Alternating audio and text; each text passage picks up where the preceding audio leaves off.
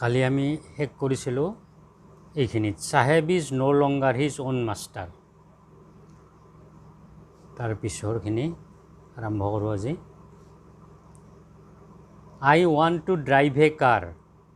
Mukesh insists on being his own master. I will be a motor mechanic, he announces. মুকেশে জোৰ দিছিল সি নিজৰ master নিজে হ'ব, তাৰমানে সি নিজে নিজৰ গৰাকী হ'ব। কি I want to drive a car, মই এখন গাড়ী চলাব খোজোঁ, সি কৈছিল মুকেশে।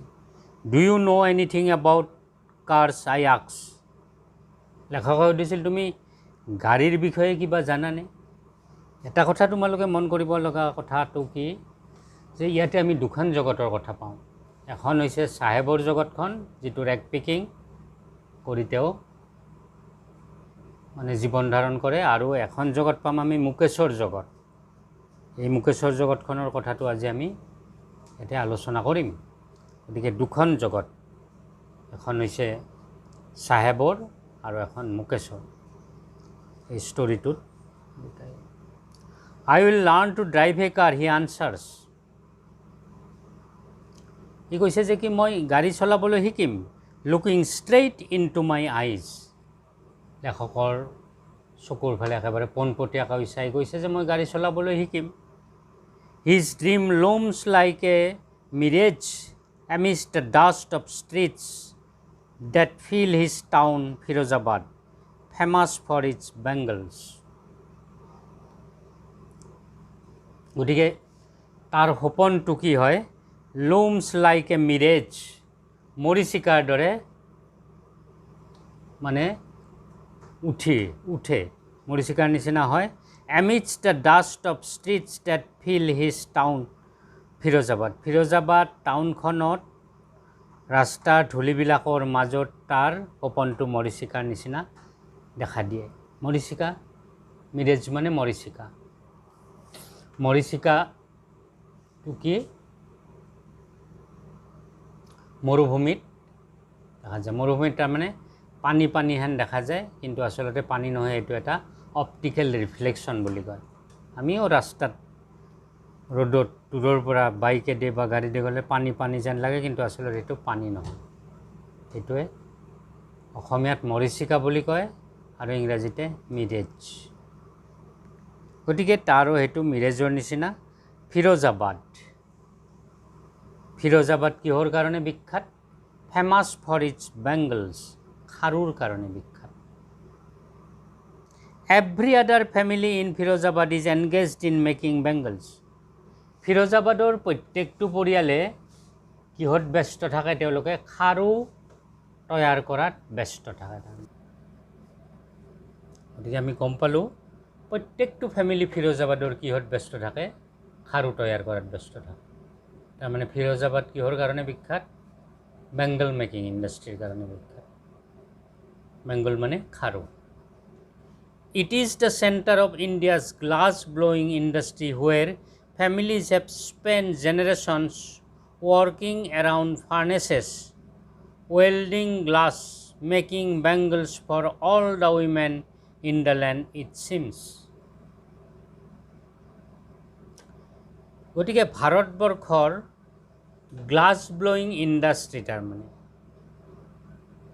কাঁচ তৈয়াৰ কৰা উদ্যোগ, য'ত ফেমিলিবিলাক পৰিয়ালবিলাক ফিৰোজাবাদৰ কি হৈছে জেনেৰেশ্যনৰ পাছত জেনেৰেশ্যন তেওঁলোকে চোলাৰ চাৰিওফালে, ফাৰ্নেছ মানে চোলা, এই চৌকাৰ চাৰিওফালে তেওঁলোকে কি কৰিছে? কাম কৰি কটাইছে। কি কৰিছে? ৱেল্ডিং গ্লাছবিলাক জোৰা লগাইছে। Making bangles for all the women in the land it seems, যেন গোটেই ভাৰতবৰ্ষৰ মহিলাবিলাকৰ কাৰণে খাৰু তৈয়াৰ কৰিছে এনেকুৱা লাগে। Mukesh family is among them, আৰু মুকেশৰ পৰিয়ালটো তাৰে এজন, মানে তেওঁলোকৰে এটা। তাৰমানে গ্লাছ মেকিং ইণ্ডাষ্ট্ৰীত তেওঁলোকেও জড়িত হৈ আছে। None of them know that it is illegal for children like him to work in the glass furnaces with high temperatures. তেওঁলোকৰ কোনেও নাজানে এইটো এটা অন্যায়। কি অন্যায়? শিশুসকলৰ কাৰণে অন্যায় কি? To work in the glass furnaces, এই গ্লাছৰ যি চোলা তাত কাম কৰাটো উইথ হাই টেম্পাৰেচাৰ, ইমান উচ্চ তাপমাত্ৰা যুক্ত ঘৰত এই কাম কৰাটো এটা অন্যায়। In dingy cells without air and light, একদম এটা খুব বতাহ পোহৰ নোহোৱা ঘৰত কাম কৰাটো এটা অন্যায়, illegal. That the law if enforced could get him and all those 20,000 children out of the hot furnaces where they slogged their daylight hours. গতিকে কি, যদি আইন ভালদৰে প্ৰয়োগ কৰা হয় তেতিয়াহ'লে কি হ'ব, এই 20,000 20,000 শিশু, অৰ্থাৎ এইটো এটা শিশু শ্ৰম, চাইল্ড লেবাৰ, ইয়াতে চাইল্ড লেবাৰ এমপ্লয় কৰা হৈছে নহয়, গতিকে এইটো এটা অন্যায়। গতিকে চাইল্ড লেবাৰ এই 20,000 শিশুক কি কৰি আনিব, তাৰে পৰা এই হট ফাৰ্নেচেছ, এই চোলাৰ পৰা তেওঁলোকক বাহিৰ কৰি আনিব, আৰু তেওঁলোকৰ কি গোটেই ঘণ্টা ধৰি কি কৰে, তেওঁলোকে দিনৰ দিনটো তাতে কাম কৰি থাকিব লগা হয়।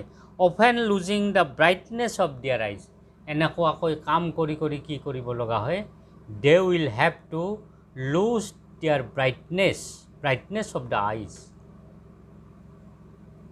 চকু তেওঁলোকৰ, অফ দিয়াৰ আইজ, তেওঁলোকে চকুৰ উজ্জ্বলতা হেৰুৱাই পেলায়। Mukesh eyes beam as he volunteers to take me home, which he proudly says is being rebuilt. মুকেশৰ চকু দুটা উজ্বলি উঠিছিল, বিম মানে উজ্বলি উঠে না, যেতিয়া সি নিজেই ভলণ্টিয়াৰ মানে কি willingly to take me home, লেখকক তাৰ ঘৰলৈ যেতিয়া ইচ্ছাকৃতভাৱে নিবলৈ ওলাইছিল, তাৰ চকুজুৰি উজ্বলি উঠিছিল। হুইচ হি প্ৰাউডলি চেজ, ই গৰ্বিতভাৱে কৈছিল, ইজ বিং ৰিবিল্ড, তাৰমানে তাৰ ঘৰটো নতুনকৈ সাজি থকা হৈছে। ইজ বিং ৰিবিল্ড, এইটো পেচিভ ভইচৰ বাক্য। ইজ বিং ডান, কৰি থকা হৈছে। ইজ বিং প্লেড, খেলি থকা হৈছে, হয় না, আৰু ৱাজ বিং প্লেড, খেলি থকা হৈছিল, হয় না। গতিকে এনেকুৱা, এইটো আমি গ্ৰামাৰৰ কিছুমান কথাও জানি যাব পাৰোঁ। We walk down stinking lanes choked with garbage, past homes that remain hovels with crumbling walls, wobbly doors, no windows, crowded with families of humans and animals co-existing in a primeval state. তেওঁলোকৰ এই slam এৰিয়াৰ এটা বৰ্ণনা দিছে। এটা slam area এনে কি, যে উই ৱাক ডাউন মানে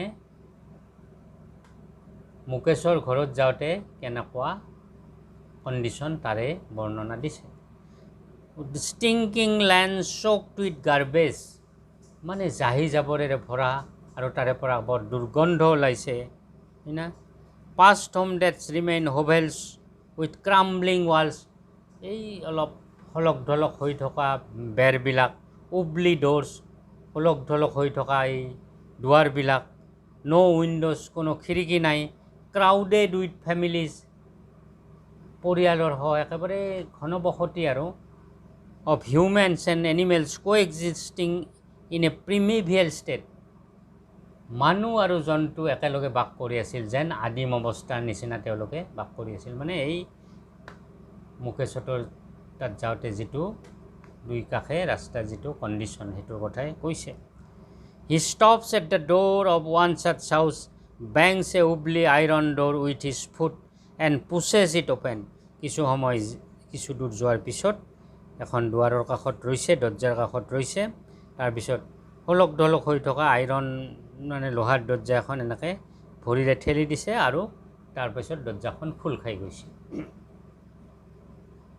উই enter A half bill check.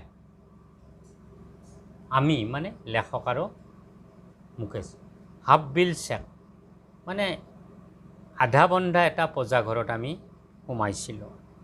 In one part of it thatch with dead grass.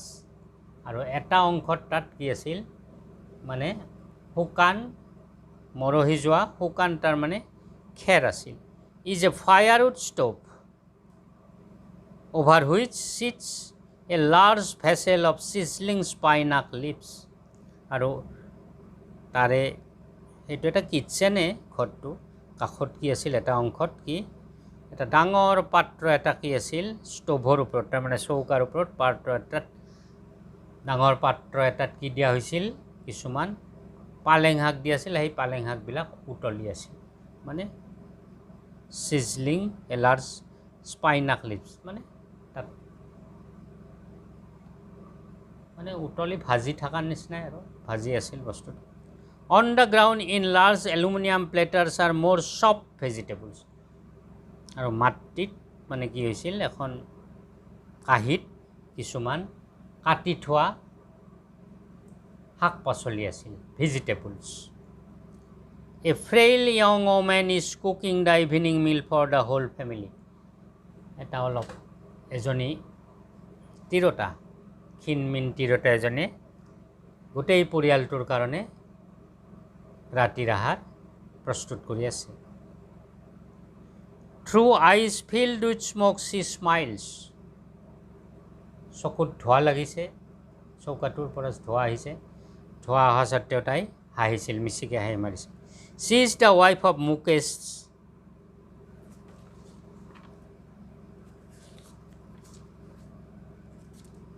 Elder brother. মুকেশৰ ককায়েকৰ ঘৈণীয়েক অৰ্থাৎ মুকেশৰ বৌয়েক।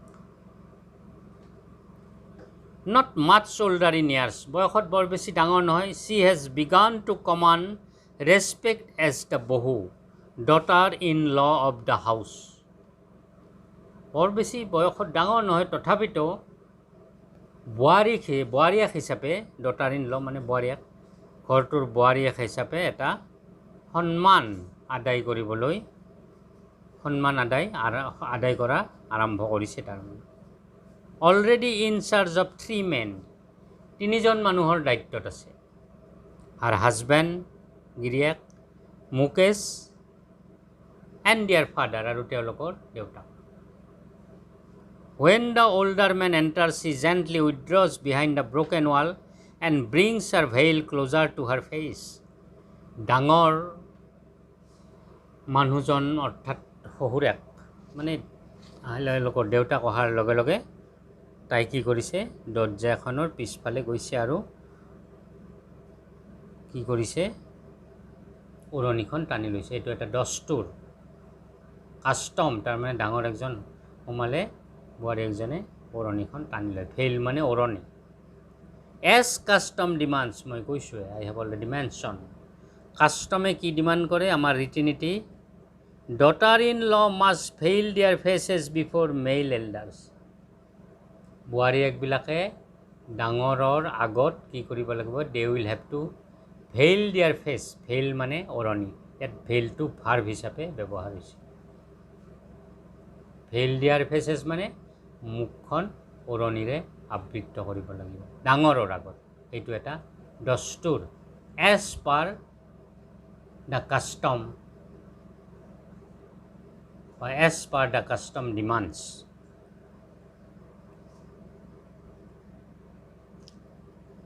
In this case the elder is an impoverished bangle maker.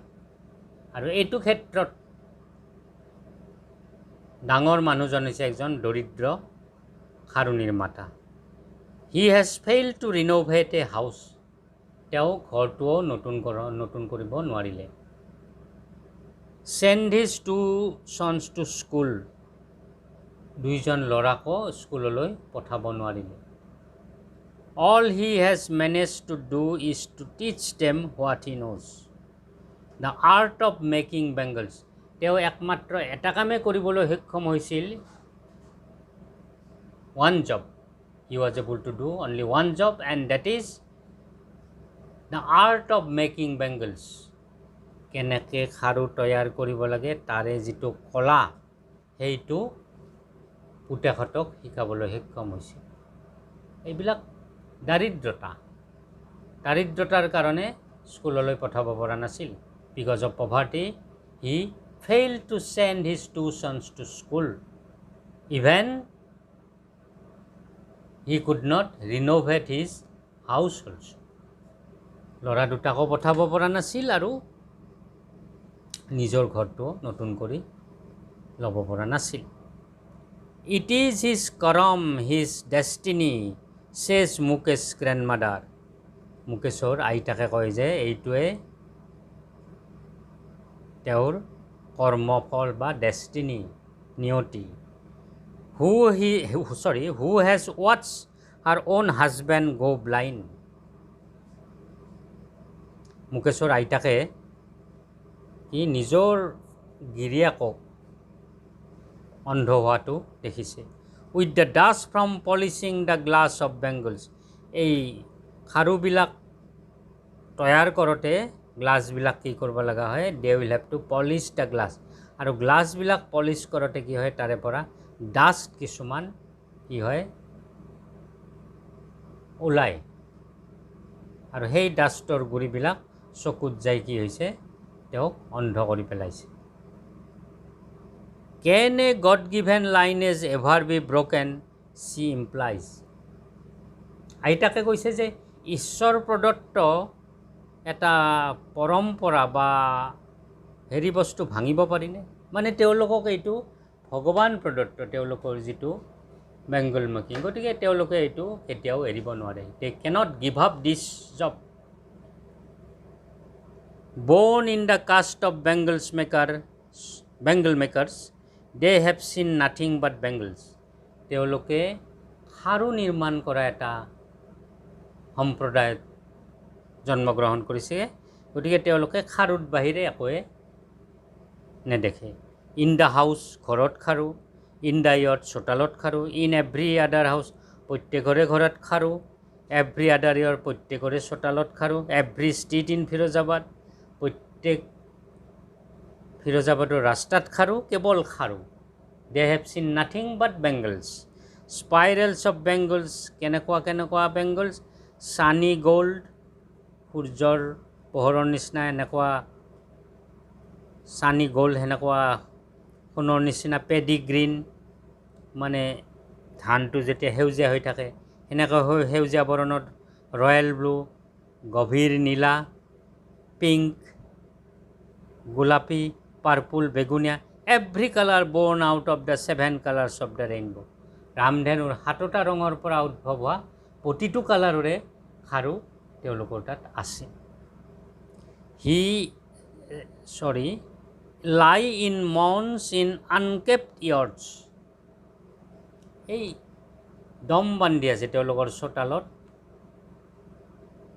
মানে বিশৃংখল হৈ থকা চোতালত দম বান্ধি আছে খাৰু। আৰু পাইল্ড অন 4 হুইল হেণ্ডকাৰ্টছ, আৰু এই ঠেলাগাড়ীত সেইবিলাক লৈ অহা হয়। Pushed by young men along the narrow' lanes of the shanty town, আৰু সেই নগৰখনৰ পৰা লৈ অহা হয় ঠেলাগাড়ীত। And in dark hutments next to lines of flames of flickering oil lamps, আৰু তাতে সেই ঘৰত, পূজাঘৰত ধিমিক ধামাক কৰি যি চাকি জ্বলি থাকে তাৰে কাষত কি হয়, sit boys and girls with their fathers and mothers. মাক দেউতাকৰ লগত সেই ধিমিক ধামাক কৰি জ্বলি থকা চাকিৰ কাষত ল'ৰা ছোৱালীবিলাকে বহে। Welding pieces of coloured glass into circles of bangles, আৰু যিবিলাক ৰংচঙীয়া গ্লাছ থাকে, কাঁচ থাকে, সেইবিলাক কি কৰে তেওঁলোকে ঘূৰণীয়া কৰে, তাৰমানে বৃত্তাকাৰ কৰে, মানে খাৰুবিলাকতো এনেকুৱা ঘূৰণীয়াই। Their eyes are more adjusted to the dark than to the light outside. তেওঁলোকৰ চকুবিলাক বাহিৰত থকা পোহৰতকৈ ভিতৰত থকা আন্ধাৰৰ লগত বেছি অভ্যস্ত এডজাষ্টেড মানে কি অভ্যস্ত এডজাষ্টেড মানে অভ্যস্ত আৰু এটা অভ্যস্তৰ ইংৰাজী কি আছে একাষ্টম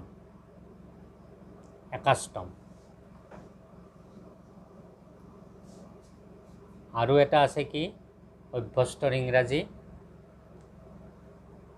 habituated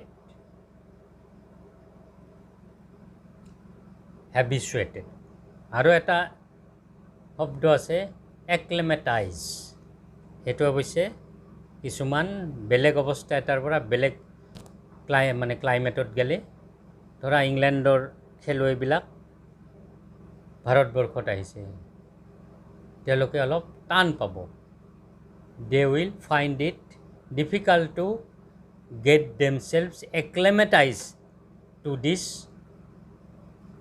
climate নে হেতু এটা শব্দ আমি কেইটা পালো acclimatize habituated accustom adjust Sobita a young girl in a drab pink dress sits alongside an elderly woman shouldering pieces of glass Sobita গাভৰু ছোৱালী এজনী তাই পিংক ড্ৰেছত আছে মানে গোলপীয়া এলংচাইড এন এল্ডাৰলি ওমেন না ডাঙৰ মহিলা এটাৰ কাষত আছে শোল্ডাৰিং পিচেছ অফ গ্লাছ এই গ্লাছবিলাক কি কৰি আছে এনেকৈ লগাই আছে as their hands move mechanically like the tongs of a মেচিনৰ এটা হেৰিৰ নিচিনা কৰি পাৰ্ট এটাৰ নিচিনা কৰি তাইৰো হাতবিলাক যান্ত্ৰিকভাৱে গৈ আছে I wonder if she knows the sanctity of the bangles she helps make. I wonder if she knows the sanctity of the bangles she helps make.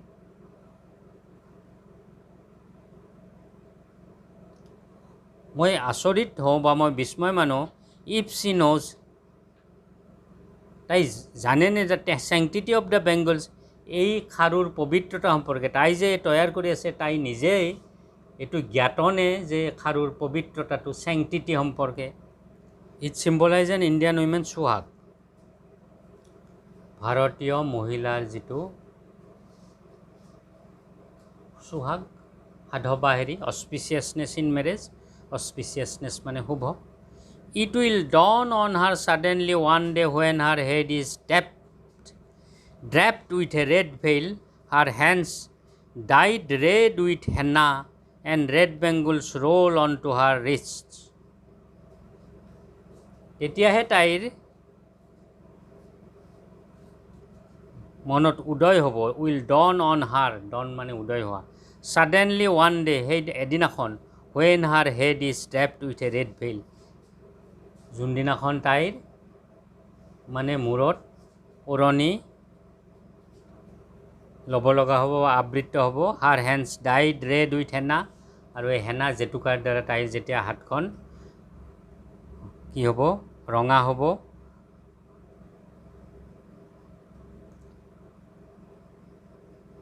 And red bangles dyed red with her red with henna and red bangles roll on to her wrist আৰু তাইৰ এই বন্ধনীত হাতত কি হ'ব ৰঙা খাৰুবিলাক যেতিয়া পাক খাব তাৰমানে ৰোল মানে এনেকৈ আমি কাৰু পিন্ধোতে পকাই পিন্ধোতো সেইটোকে কৈছে she will then become a bride আৰু তেতিয়া তাই এটা কি হ'ব কইনা হ'ব like the old women beside her who became one many years ago এই বৃদ্ধা তিৰোতাজনী যিজনীয়ে এসময়ত বহু বছৰ আগতে কি হৈছিল ব্ৰাইড হৈছিল কইনা হৈছিল she still has bangles on her wrist তাইৰ হাতত এতিয়াও কি আছে খাৰু আছে but no light in her eyes কিন্তু তেওঁৰ চকুত তিৰোতাজনীৰ চকুত কি নাই পোহৰ নাই এক वक्त से भर खाना भी नहीं खाया সিছে যেটো হিন্দীতে কৈছে in a voice drained of joy আনন্দতে কৈছে she has not enjoyed even one full meal in her entire lifetime এই গোটেই জীৱনত ভালদৰে এসাঁজ খাই পোৱা নাই তাৰমানে পেট ভৰাই খাই পোৱা নাই that's what she has reaped এইটোৱেই তাই মানে তিৰোতাজনীয়ে পাইছে। Her husband, an old man with a flowing beard, says,